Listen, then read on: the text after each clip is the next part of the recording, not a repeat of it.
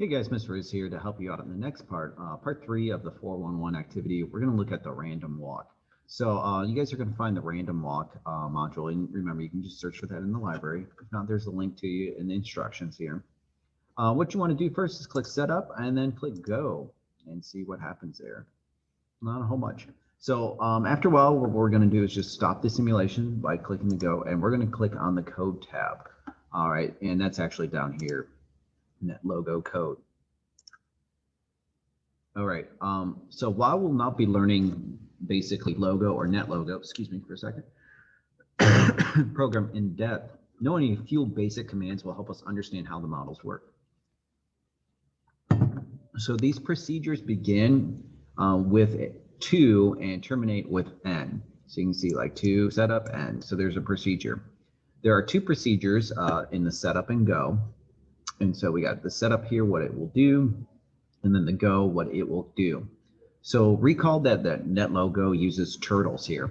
So in the setup procedure, the create turtles command will create one turtle that's color is yellow, create turtles 1. We're going to set the color to yellow, and then we're going to put the pen down command, okay, like so. All right, the comments begin with a semicolon, so that's what we want to do here. So, basically understand what that does. What we want to do here is to change the pen color yellow to one of the base net logo colors. So we can use any of them that are on the list here. I don't know why Lime is calling my name right now, but let's do that. Okay. Next, what we're going to do is confirm that works. So we're going to click Setup and click Go. Oh. Let's see. Oh, do we need to check the code? Okay, so let's recompile the code. Set it up and go. So that's what we have to do. If you're using the computer one, you do check. We got to do recompile here to make sure this goes. So you can see here, hey, we have a new color. Yippee, we can change the code now. Okay, so what will that allow us to do? So now what we're going to do is to create more turtles with a variety of colors. So let's replace the 1 with 3.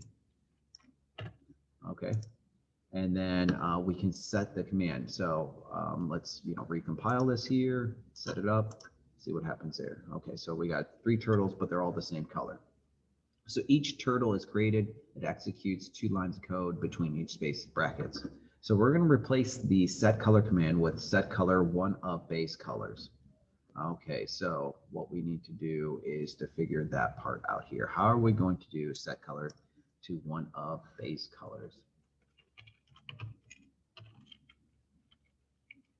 1 of, and then we can use brackets here to make basically a list. So let's go back here, previous step here. Let's look at those base colors. And actually, we don't need to, I'm used to putting them strings. So we got blue, brown. Maybe we just space them out. I don't think we even need commas. Brown. You gotta spell brown right.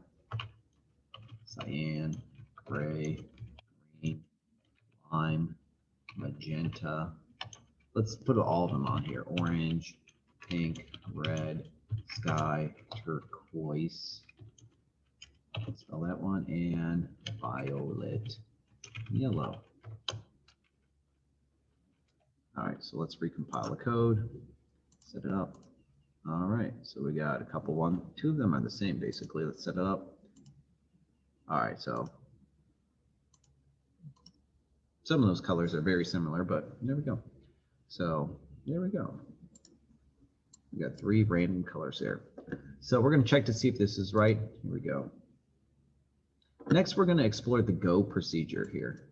Yeah, I'm going to look over here. So the ask turtle command is another loop, and it's similar to the Python loop for T in turtles.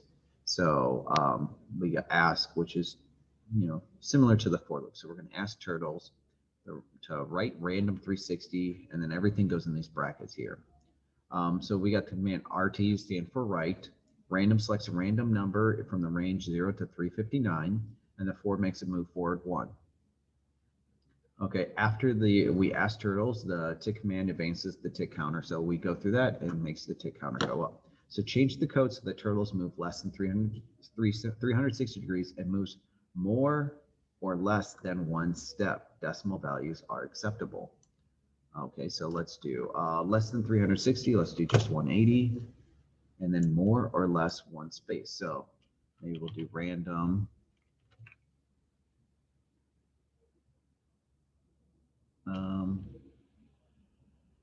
We do like 1 to 10.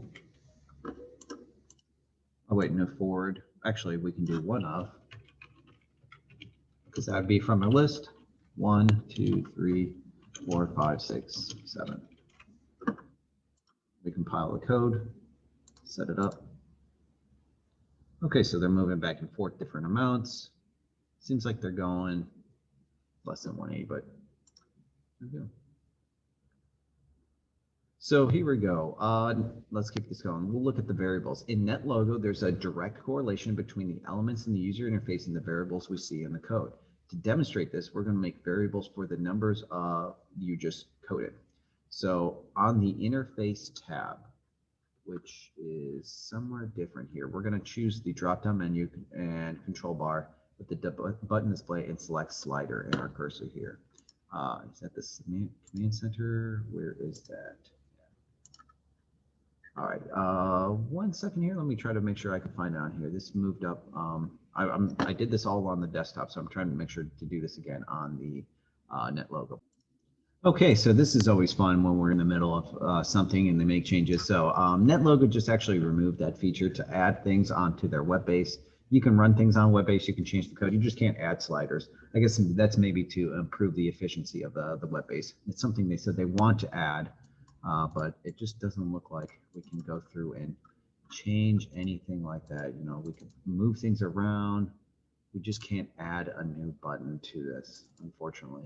Who knows, by the time you're watching this, maybe they fix that command and can go through. But what we're going to have you guys do is just use the NetLogo on the laptop. So we'll be using those in here. So once we have that here, let's go through and talk about what we're going to do. So on the user interface tab, we're going to click the button that's displayed here, and we're going to click a slider. We'll just add that right there. So with this slider, we got to state some things. So the global variable name is going to be called turnaround. And the minimum of it is going to be 10, and the increment is going to go by 5 and go up to 180. And go through, and the default value is set up at 180. Can I move that around at all? Do I got to click add it? The interface. Maybe if I make this a little bit larger, it'll look a little bit nicer. Can I change that? No. It's very odd.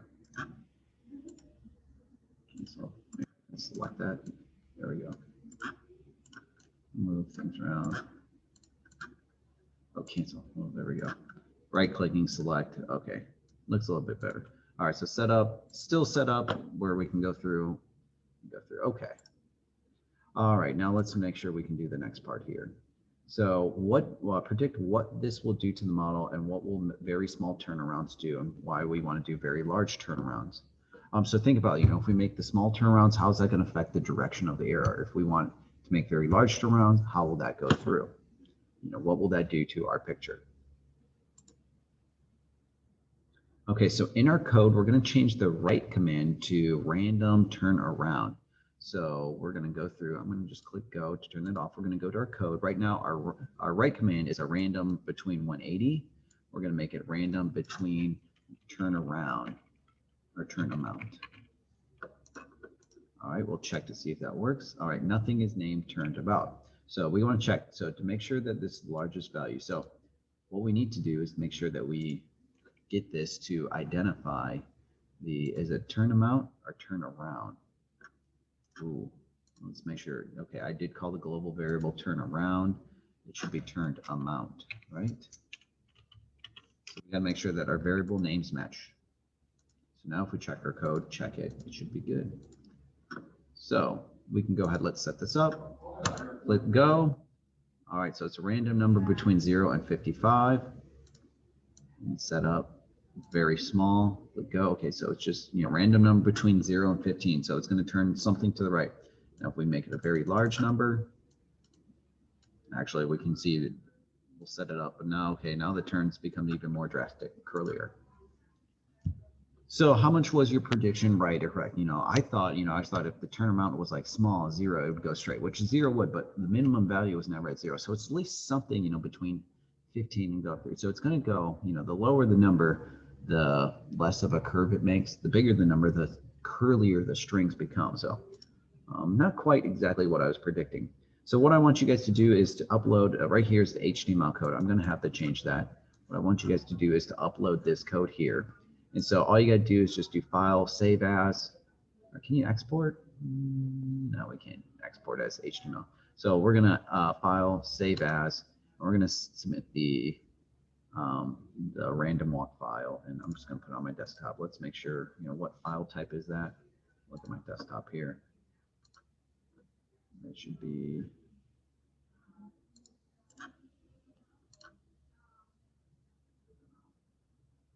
the N logo file, which makes sense. Okay, I'll fix that, and what we're going to be doing now is using the laptops. All right, guys, have a great one. I'll see you next time.